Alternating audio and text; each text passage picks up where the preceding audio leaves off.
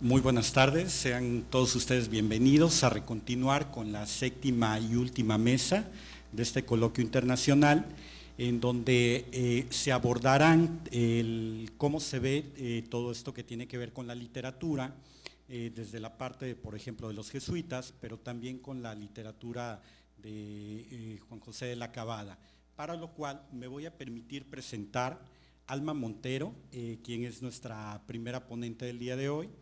Es investigadora del Museo Nacional del Virreinato, del Instituto Nacional de Antropología e Historia.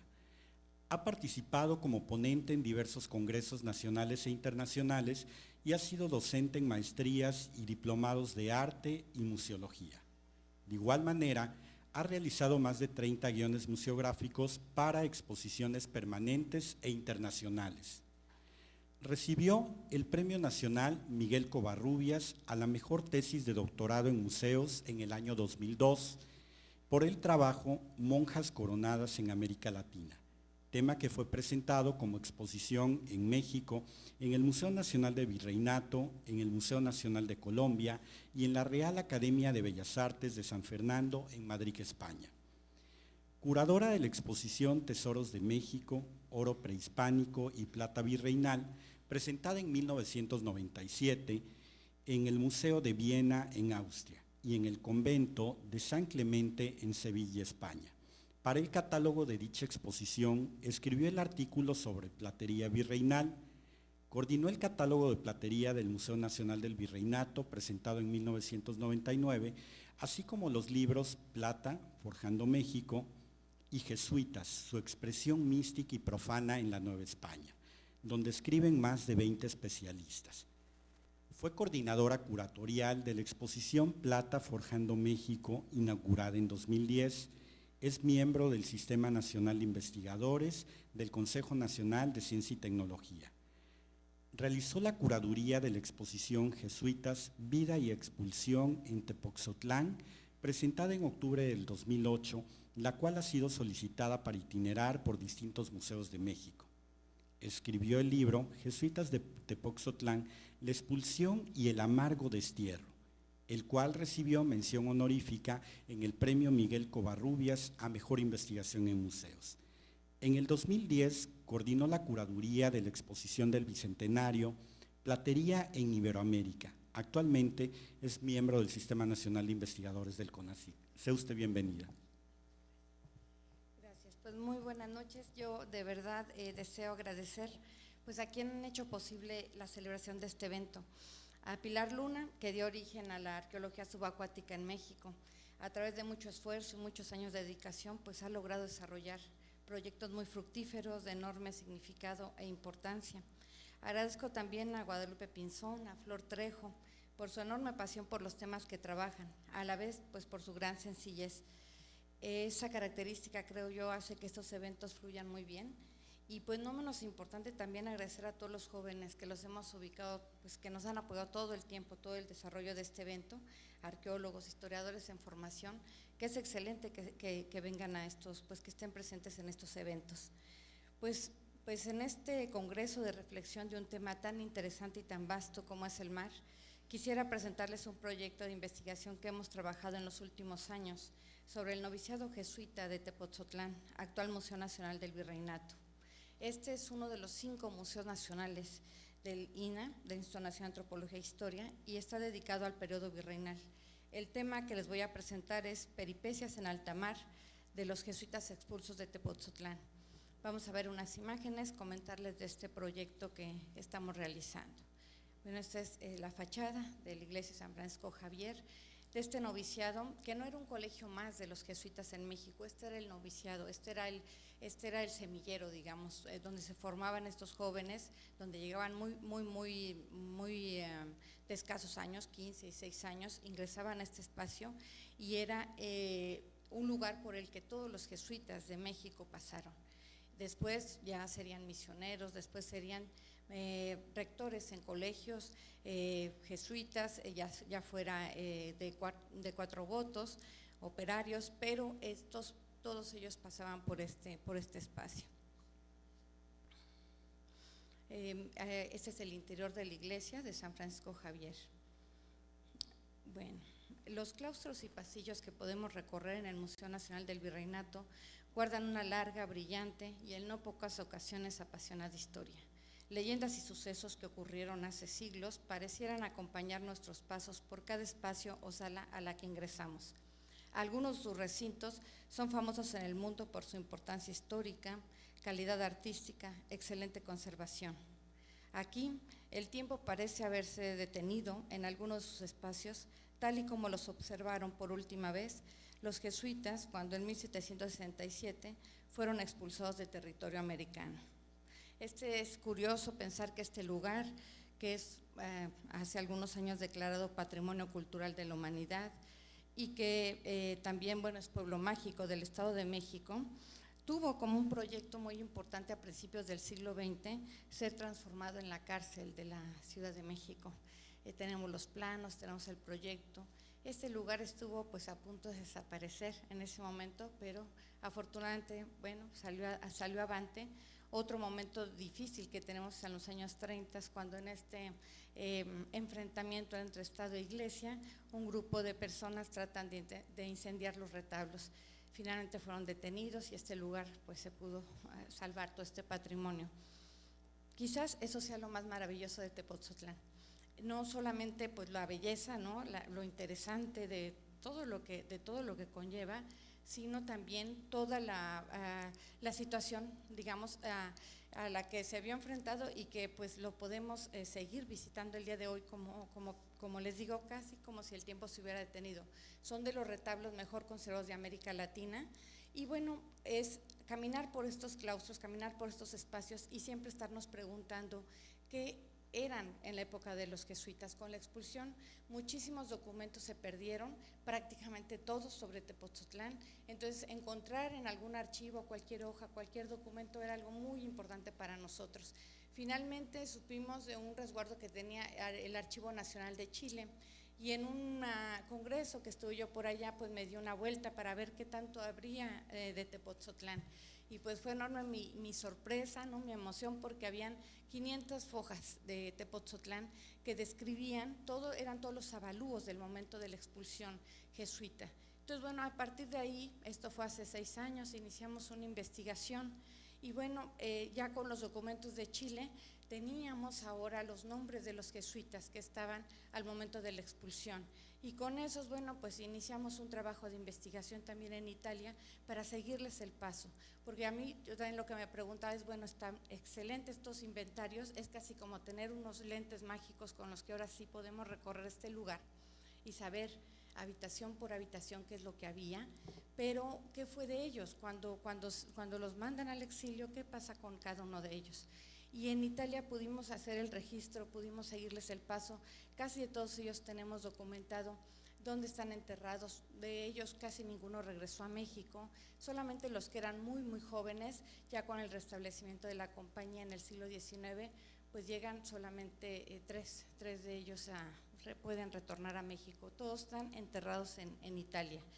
Y bueno, también en España, en el Archivo Histórico de Madrid, en el Archivo General de Indias, estuvimos haciendo la investigación y también en México.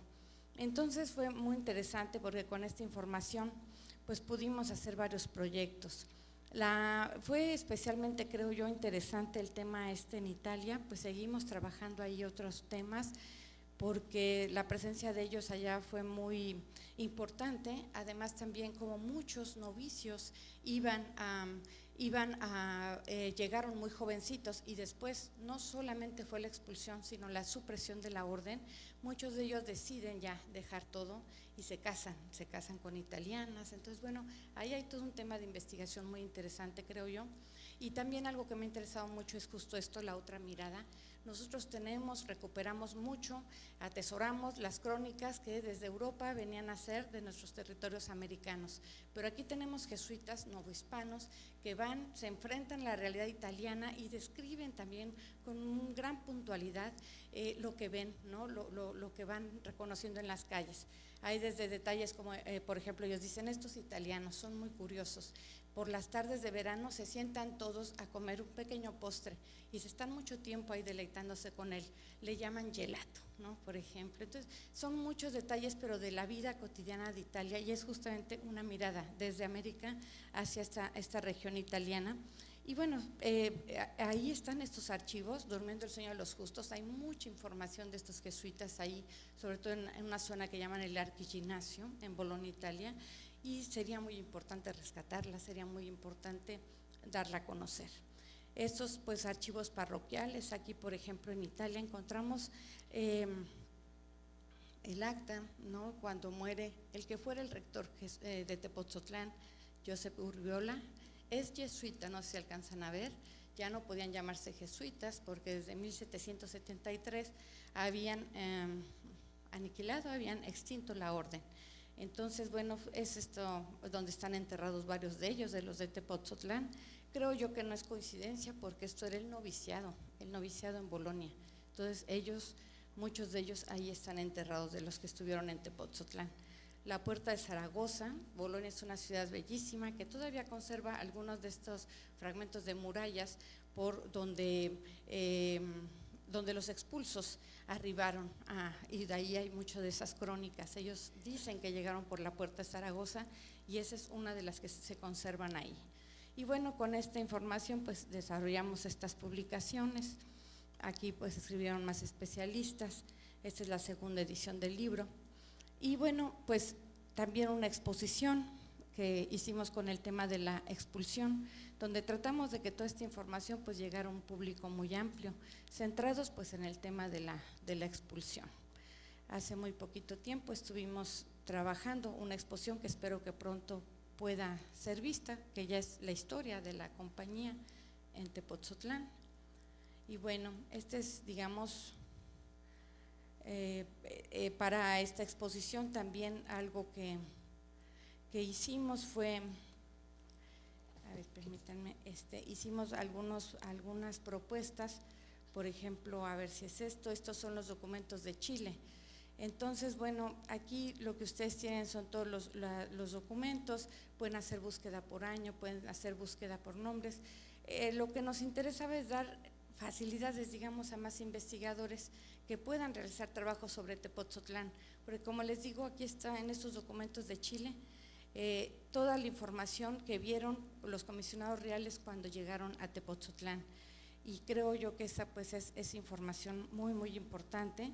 También incorporamos material multimedia de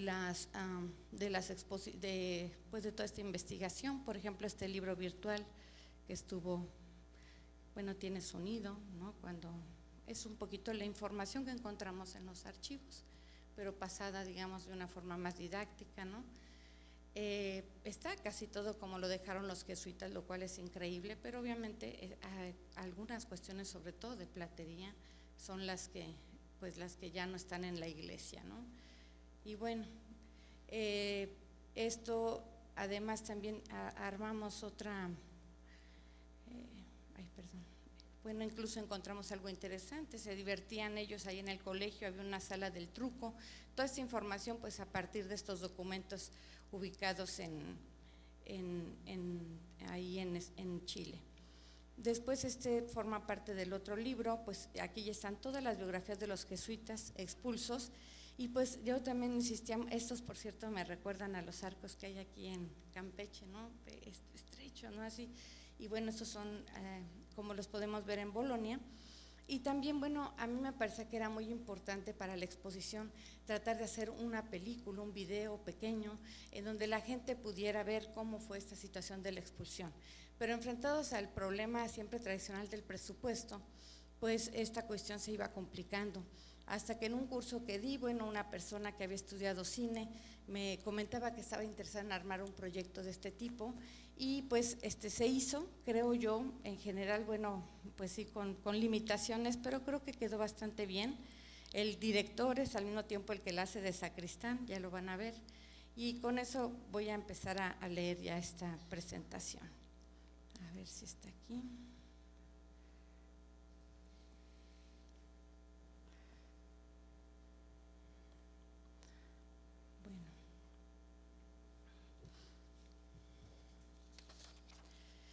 Las labores cotidianas de los 76 jesuitas que vivían en el Colegio Noviciado de Tepotzotlán se interrumpieron bruscamente la madrugada del día jueves 25 de junio de 1767. A las puertas del recinto se presentaron don Hipólito Villarroel, real comisionado, con su asesor don José de Londoño y Pezuela, y un personaje más que hacía las veces de secretario y escribano. Acompañados de la Guardia Real, estaban ahí para leer el Real Decreto de Expulsión firmado en el Pardo por Carlos III, rey de España. Las crónicas mencionan la impresión que se llevó el sacristán cuando al abrir las puertas de la iglesia de San Francisco Javier para que ingresaran los fieles a misa, vio sobre su pecho las bayonetas de los soldados que amenazaban hacer fuego al colegio al primer toque de campana. Apenas acertó decir que daría aviso al rector del colegio, el padre José de Urbiola, quien se encontraba en ese momento en la capilla del noviciado. Al principio, Urbiola pensó que podía tratarse de algún regimiento militar que realizaba labores de pacificación tierra adentro y que quizás, cansados de la jornada, quisieran hacer un alto en Tepotzotlán. Ordenó se les diera entrada y algo de almorzar, pero el comisionado Villarroel informó que traía consigo una orden real. Para ese momento en Tepotzotlán, y lo mismo sucedía en otros centros jesuitas del virreinato, los campanarios eran intervenidos y la tropa se apostaba en las puertas principales. Serían las 7 de la mañana de ese día, jueves 25 de junio, que el padre Urbiola, un hombre maduro de 53 años de edad, al momento de ocurrir estos acontecimientos, reunió a toda la comunidad en la capilla del noviciado al son de una pequeña campana, a la que entraron Villarroel, Londoño, el escribano y 2 testigos. Leído el Real Decreto, Urbiola respondió que pecho por tierra obedecía y aceptaba las reales disposiciones de su majestad en todo cuanto podía, y por cuya defensa pasaría primero todas las bayonetas de sus soldados por su pecho y el de todos sus presentes súbditos antes que ceder en lo más mínimo sobre este punto. En ese momento, la nómina jesuita de habitantes de Tepotzotlán era de 76 personas, incluidos los principales, coadjutores, estudiantes de juniorado, así como los novicios escolares y novicios coadjutores. Una vez realizado el listado de los habitantes de Tepotzotlán, se realizó la entrega de las llaves del colegio y de todas las oficinas. Se iniciaban así las disposiciones tal y como estaban establecidas en el Real Decreto. Después de estas acciones, se dispusieron todos los asuntos para el viaje que había que emprender rumbo a Veracruz, para de ahí continuar al destierro a Europa. Mientras tanto, el comisionado real, Hipólito Villarroel, trataba de enterarse de todo lo relacionado al colegio, pedía información y cuentas a Santiago Cataño, quien era el procurador del colegio, al tiempo que iba sellando las puertas para, una vez que los jesuitas se hubieran marchado, iniciar el avalúo detallado, ese avalúo que es el que ahora tenemos en el archivo de Chile. Ahí, en este archivo, pues están registrados todos los objetos ubicados en la instalación de este colegio. Cabe mencionar que ese archivo de Chile es riquísimo, no solamente hay información de Tepotzotlán, sino de todo el virreinato de la Nueva España y de los 4 grandes virreinatos que había en ese momento en América: virreinato de la Nueva España, virreinato del Perú, virreinato de Nueva Granada y del virreinato del Río de la Plata. Y está toda la información de este momento de la expulsión. Y bueno, en esta ponencia de esta documentación que hemos logrado ubicar en archivos de Italia, de España, de México, presentamos un documento que es muy importante para la comprensión de este suceso. Se trata de un pequeño diario que describe de manera minuciosa la odisea del viaje que emprendieron los jesuitas de Tepotzotlán, que fueron expulsados al destierro italiano. Ahí se narra su difícil recorrido hacia Veracruz, lugar de embarque hacia el destierro europeo, y cómo después de una larga espera en el puerto los atacó una epidemia de fiebre amarilla, también conocida como vómito prieto.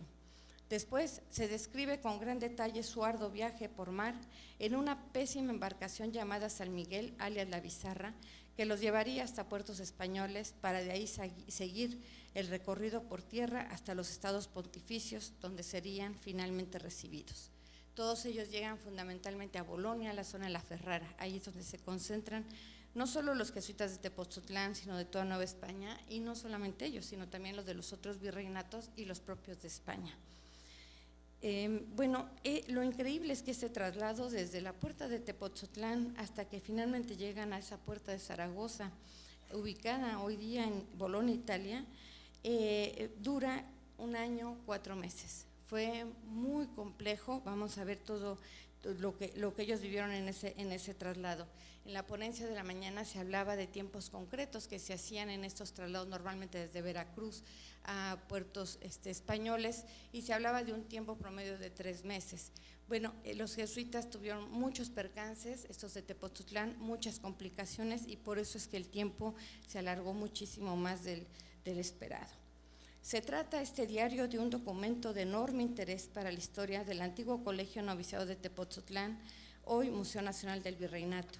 El diario pues narra con detalle ese difícil camino que ellos vivieron y bueno, finalmente todo su recorrido hasta llegar a Europa.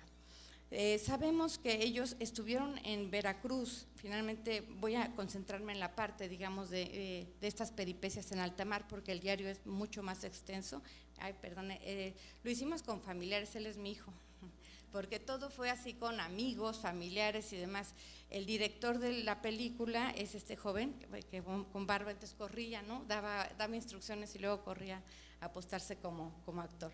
Pero con todo y dificultades y demás, creo yo que quedó un trabajo interesante para… Ahora lo que tendríamos que hacer es hacer una película, yo creo, claro, requeriría demasiados recursos, pero van a ver qué interesante es este diario de ellos, de 1767. Bueno, ahí en ese diario pues hay muchísimos detalles, ahí podemos encontrar muchos de los temas que ahora hemos comentado en este congreso. Ahí, por ejemplo, podemos leer la fuerte impresión que causó el ver el mar a estos jesuitas que en su gran mayoría no lo conocían. Entonces el diario dice así, además es un diario escrito bellísimo, es muy bonita cómo está la escritura. Dice que cuando ellos se confrontan con ese mar, dice: quien espantado de ver aquella inmensa llanura, atónito contempla su profundidad y la pujanza de sus tumbos. Quien sorprendido a su vista queda hecho un cadáver, sin apartar los ojos de aquel que tal vez sea su sepulcro. Quien se acerca a experimentar la amargura de sus ondas. Quien se divierte con verlo encrespado de sus olas o la variedad de sus peces y conchas. Algunos, sumergidos en otro mar de negra melancolía, apartan sus ojos de aquel, teniendo otro interior aún más borrascoso con quien batallar. Finalmente, el 29 de noviembre de 1767, después de comulgar y de desayunar, fueron conducidos a la puerta para embarcarse. Iban escoltados por soldados, iban caminando de 2 en 2. Allí les tomaron sus nombres y los pasaron al muelle para embarcarse en lanchas que los debían conducir a su barco. Y salgo un poquito del diario porque hay un jesuita poblano, Antonio López de Priego, que también nos sirvió muchísimo para toda esta investigación, pero que él comenta, es muy didáctico él en sus escritos, y él comenta cómo eran estos barcos, y él quiere explicar a la demás gente, ¿no?, que no conoce el mar, que no conoce los barcos, cómo eran. Y él comenta: ¿acaso, lector, habrás juzgado que es exageración o miedo mío el llamarle monstruo al mar? Las embarcaciones, que no habrás visto, pues no has salido de México, unas son grandes, otras pequeñas, son, si puedo darte alguna idea, unas casas de madera largas y angostas, con su azotea, su entresuelo, sus piezas bajas. Si el viento está lluvioso, se cierran las entrepuertas, los entrepuentes, con baquetas tachonadas, quedando oscuras y sin candela por temporadas enteras. Esta es la luz que puedo darte, y estas son las casas en que nos dimos a la vela para La Habana en el año del 67. Más adelante también comenta, cuando ya están arriba en el barco, lo siguiente: y adiós, que ya gritan los marineros el buen viaje. Y nosotros repetimos: adiós Indias, adiós México, adiós padres y parientes, adiós hermanos y amigos, adiós tierra feliz que no tuvimos la dicha nos cubriera después de muertos, ya que nos diste la vida. Entre lágrimas y sollozos oímos el tiro de la capitana que hizo seña al convoy. Adiós patria mía, gritamos todos. Y bueno, regresando al diario, pues sabemos que pasaron la primera noche pues muy atemorizados, con un gran miedo, Y esto no disminuyó horas después, cuando ya contemplaron el mar con la luz del día, y se menciona en este diario: esta, como primera, fue la noche más amarga que tuvimos, y aunque la luz del día consuela mucho en estas circunstancias, a nosotros en cierto modo nos acrecentó la pena. Luego que amaneciendo vimos los elevados montes que formaban las ondas del mar, pues la oscuridad de la noche nos cubría al enemigo, cuyos golpes sentíamos, mas no veíamos su fiereza. Para diciembre no mejoran las cosas. La primera, empiezan a soplar fuertes vientos, y la consternación de todos pues va avanzando. Y dice así el diario: al verse en una borrasca tan deshecha, y siendo la primera vez que se veían en semejante danza, se les figuraba que el mundo entero se les venía encima. A unos, estando acostados, los sentaba; a los que cogía de lado no hallaban ya cordeles con que detenerse en sus camas. Otros se privaron de sus sentidos, que hasta otro día no supieron qué cosa había sucedido. Quien pedía confesión, quien en cada golpe de mar se imaginaba haber dado contra un escollo. El diario es prolijo al detallar numerosos aspectos de la vida cotidiana en una embarcación del siglo XVIII y el estado de ánimo en que se encontraban. Sobrecogió a todos una gran melancolía, a que conspiraba la lobreguez y obscuridad del entrepuente, la suciedad y el desaliño del barco, la estrechez de los callejones y catres, puestos unos sobre otros, de tal manera que el que vivía abajo tenía siempre que andar a gatas, y ni podía bien sentarse para vestirse o desnudarse, y el que estaba arriba le era necesario pisar y hacer pie en el de abajo para poder subir, puesto allí por fuerza les había de sacudir su ropa, pulgas y cuanta tierra tenían su ropa, y zapatos al de abajo y demás vecinos. Y con esto unos a otros había de ser mortificación necesaria, sin poder los unos quejarse ni los otros evitarlos, por más esmero y cuidado que pusieran. Los jesuitas, acostumbrados como estaban a oír palabras muy medidas, modestas y recatadas, se les hacía difícil la convivencia con personas tan ajenas al ambiente al que estaban acostumbrados.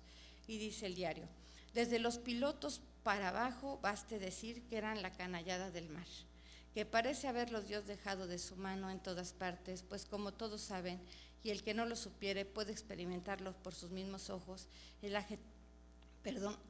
gente más rústica, libertina y atrevida que hay en el mundo. Tal era la habitación y tal la gente con que habían de estar y con quien debían tratar, unos hombres pues generalmente educados y bueno, ser tratados, ¿no?, con esta urbanidad y cortesía. Finalmente también ellos van comentando, como les decía yo, detalles de esta vida cotidiana en el barco. Y bueno, también comentan que al haber algunas cajas en la cámara sin acunar, que de babor a estribor se estrellaban con el continuo crujir de la madera, era un perfecto remedio del infierno. Durante el recorrido por mar y mientras las condiciones del tiempo lo permitían, los jesuitas trataban de continuar con algunas de sus actividades cotidianas. El padre Urbiola era el capellán del barco. Cuando acababa de decir la misa, se sentaba sobre una caja y hacía una exhortación a los marineros sobre los puntos más esenciales de la religión. También estaba al tanto de los estudios de los jóvenes y veía que todos los días se leyera media hora de lección espiritual, que en la tarde se dijera la letanía de todos los santos, según costumbre de la compañía. En la noche convocaba a rezar el rosario, a cantar la salve en verso y a hacer alguna novena. Y bueno, el barco avanzaba, pero era la primera vez que los pilotos surcaban esa ruta, por lo que se confundieron y querían estar muy cerca de la isla de Cuba. Eso dice el diario. Y el padre José de Urbiola, invita a todos, es la hora de comer, se sientan todos a la mesa, están muy alegres porque sienten que van avanzando muy bien, ya se habían acostumbrado, digamos, a este tema de andar en el mar, cuando de pronto se escucha un golpe muy fuerte y dice el diario que empiezan, el ambiente, digamos, lo refiere muy bien. ¿Qué es eso? ¿Qué ha sucedido?, pregunta el capitán al piloto mayor, que estaba en su camarote, demarcando la altura en que se hallaban. Respóndele este, magistral y definitivo: será alguna caja o frasquera de los padres que se ha caído. Después viene un segundo golpe y empiezan a oírse los gritos del timonel, que exclamaba que el barco no tenía gobierno, pues se había roto el timón. Entonces empezó a cundir la desesperación y la confusión en la pequeña fragata. Los semblantes alegres se convirtieron en un momento de amarillez mortal, y saltando todos no quedó en la mesa plato ni vidrio que no fuese la víctima de tan gran confusión. Quien lloraba, quien pedía la absolución, quien enajenado el juicio corría dando voces. A punto de naufragar antes de llegar a Cuba, Unos lloran, otros piden confesión. Este comienza con el Pater Noster, sigue con el credo, acaba con el salve. Los pilotos, unos y otros, se preguntan qué hacer. Pregúntales el capitán lo mismo, uno que no sabe, otro que cómo ha de saber, que qué cosa hay debajo del agua. El capitán manda una cosa, los pilotos otra. Lo contrario el contramaestre. Los marineros pálidos, aturdidos, ni oyen ni atienden, ni hacen cosa alguna, sino pedir confesión. Viendo el capitán que no es obedecido, corre de aquí para allá a tirar cabos por sobre las mesas. Aquí tira un frasco, allí pisa un plato, aquí cae, allí levanta, este grita, aquel regaña. El capitán, pilotos y marineros mostraron impericia en un momento tan definitivo. Se dice en el diario al menos que fue un pasajero, un tal don Francisco, quien sacó al barco de este precipicio al pedir que se virara a estribor. Voltean velas, finalmente siguió el barco andando, quedando todos en suspenso y aguardando quizás un golpe más. Afortunadamente el barco quedó en silencio, aunque con todos los pasajeros pálidos sin saber hablar una palabra. Poco a poco se volvieron todos en sí. El capitán hizo que Nicolás, que era el maestro carpintero del barco, compusiera el timor. Fuera ya de peligro, se pusieron todos de rodillas para entonar distintas oraciones y en acción de gracias hicieron votos a María Santísima, a cuya protección se atribuyó la salvación del barco y el poder continuar su camino. Les voy a mostrar rápido el diario.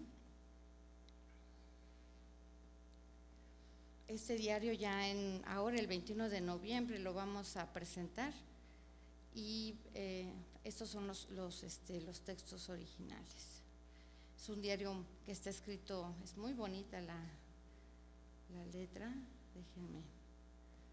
Cuando el padre Solís, que es quien coordina el archivo de los jesuitas en México, donde habíamos estado ya varias veces buscando información desde Pozotlán, de pronto me habló y me dijo: Alma, tenemos un libro que pues está aquí, pero no estaba inventariado, quizás les puede interesar. Me fui corriendo a verlo, yo ya estaba metido en esto, de hecho estaba a días de salir a Bolonia y fue enorme mi impresión cuando veo el título, ¿no?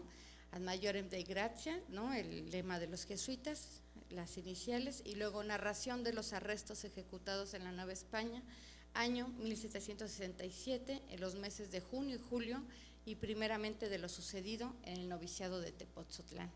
Y empieza la lectura diciendo que, bueno, justo que ya iban a iniciar la misa, cuando de pronto al abrir las puertas de la iglesia, los soldados con las bayonetas, el sacristán se enfrenta a soldados que tienen bayonetas en las manos, y ahí empieza esta lectura, que es un diario que de verdad no se lee, no puede uno dejar de parar de leerlo, no es muy grande.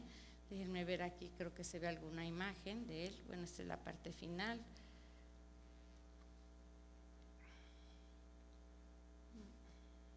Pero bueno, es un diario pequeñito, es un diario como de este tamaño, así, pequeñito.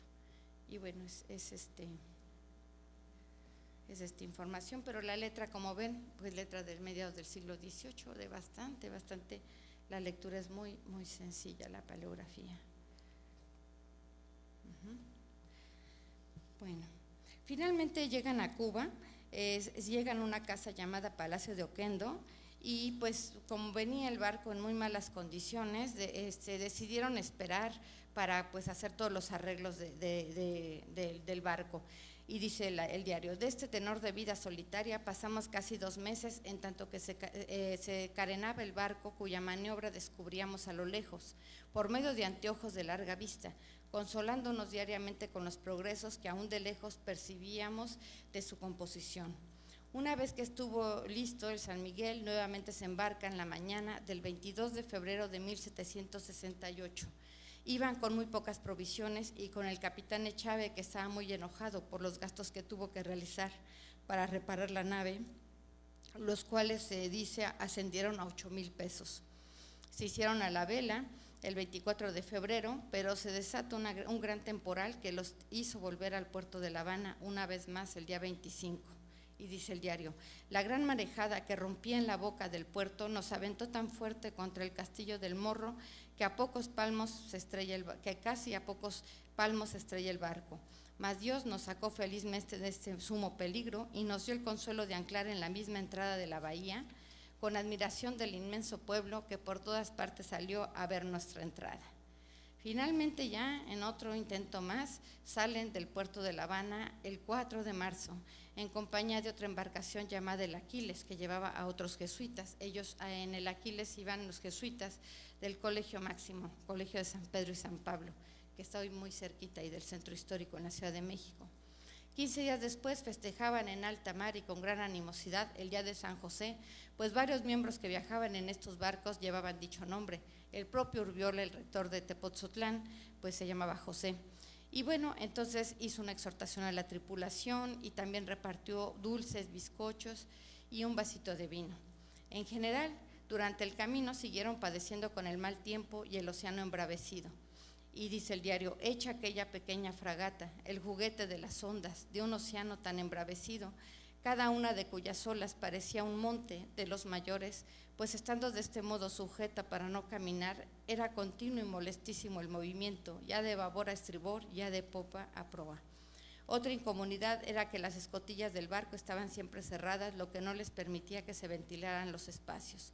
Solo con entrar al entrepuente a todos se revolvía el estómago, causaba náusea, cosa que podría ocasionar alguna muerte, dicen ellos.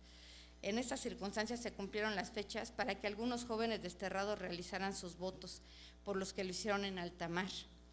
Es muy interesante ver esto porque el rey, cuando se da este aviso, digamos, de la expulsión de los jesuitas, todos tenían que irse al exilio, no había otra posibilidad, pero los jovencitos que no habían hecho los votos podían haberse quedado en México. Sin embargo, la gran mayoría de ellos decide acompañar a los jesuitas en este exilio, y entonces tenemos, que esto también me pareció interesante, en pleno barco se hacen las profesiones de varios de ellos.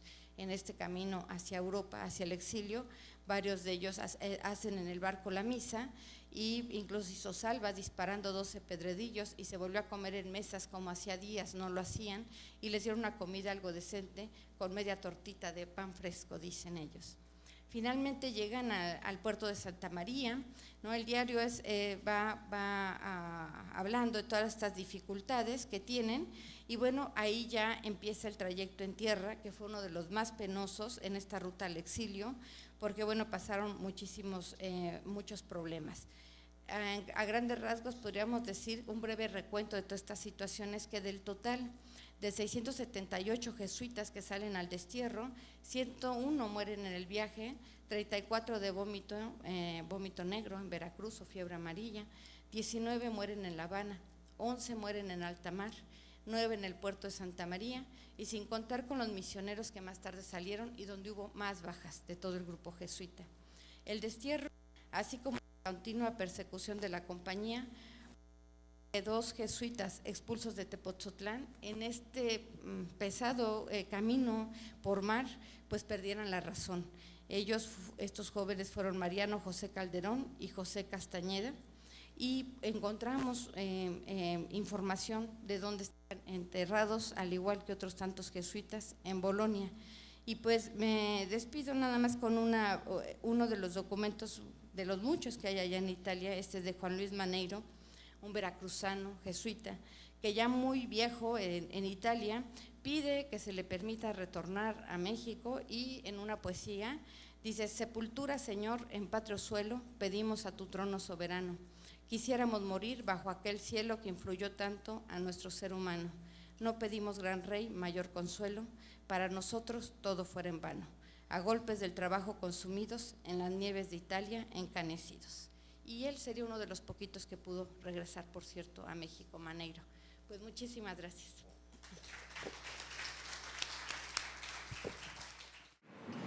Es interesante ver, poder escuchar esta investigación que nos presenta la doctora, que está trabajando a través del Museo Nacional del Virreinato, y es un tema que en lo personal a mí me interesa mucho y del cual conozco más sobre la parte de Veracruz. Yo soy del puerto de Veracruz y es un tema que he estudiado, que tiene que ver con las enfermedades y todos los hospitales que surgen desde el periodo colonial hasta los albores del siglo XX. Ver cómo el acercarse a un repositorio documental la va llevando, y es como una especie de historia en donde un punto la va llevando a otro hasta que encuentra precisamente ese diario. ese diario que alguien escribió para ir narrando todo lo que estaban viviendo a partir del hecho de que se da la expulsión y la supresión de la orden. Y cuando ella, por ejemplo, narra esta parte de que están en Veracruz y todo, es muy interesante porque cuando llegan ellos a Veracruz, las autoridades capitulares sabían que los meses más peligrosos para estar en nuestra ciudad eran de mayo a octubre, porque precisamente era cuando proliferaba un mosquito, lo que ahora conocemos como el Aedes aegypti, que en ese momento daba fiebre amarilla o contagiaba algunas otras enfermedades. Y sabiendo ellos que precisamente era el periodo de inoculación, pues precisamente hubo un sospechoso retraso en los barcos que los iban a conducir en el exilio, que implica que muchas de las crónicas dejan entrever que este sospechoso retraso pues fue adrede, precisamente para que ahí los jesuitas se contagiaran de esta enfermedad y al ser considerados como enemigo de la corona, pues fueran presa fácil. Y los dejan a ir sobre el mes de octubre porque sabían que ya habían pasado el mayor periodo de contagio, ya no les interesaba que estuvieran ahí y que la enfermedad se desarrollara. Entonces muchos de estos van muriendo en alta mar porque iban contaminados con la bacteria de este mosquito. Algunos otros, como ella lo menciona, mueren en La Habana. Entonces a través de este diario pues logramos ver cómo este personaje va narrando todo este exilio y lo cruento que fue. Incluso las crónicas de la época narran que únicamente ellos se podían ir con lo que les cupiera o lo que pudieran cargar consigo, que implicaba que ellos no tenían derecho a llevarse posesión alguna. Entonces, si podían cargar una Biblia, un libro, un crucifijo, era con lo único que se podían ir. Entonces, qué interesante ver cómo vas entretejiendo todo este camino que ellos van pasando desde que salen de lo que ahora es el Museo del Virreinato y del Colegio Máximo, como lo mencionas. Los que conozcan o hayan estado en el Distrito Federal, hacia espaldas de la catedral hay un mercado que se llama Abelardo Coello. De hecho, una pequeña parte de ese mercado pertenece a las ruinas de lo que fue el Colegio Máximo Jesuita en la capital de la Nueva España. Actualmente está fraccionado el inmueble, una parte importante lo ocupa el mercado y tiene en su interior murales que pintó Diego Rivera con distintos de sus alumnos en la época más álgida de los problemas sociales de México y del muralismo en nuestro país. Pues muchas felicidades. Me interesa también por ahí poder hacerte algunas preguntas más tarde, y felicidades por esta investigación y sobre todo porque están generando una serie de productos de divulgación que pueden ser desde las publicaciones hasta esta exposición que han creado desde el Museo Nacional del Virreinato, porque como lo escucharon al inicio, son muchas de las cosas que se están generando a través de este proceso de investigación, pero que se están compartiendo con gente de otros países, porque son productos, por ejemplo, las exposiciones que están en itinerancia. Felicidades.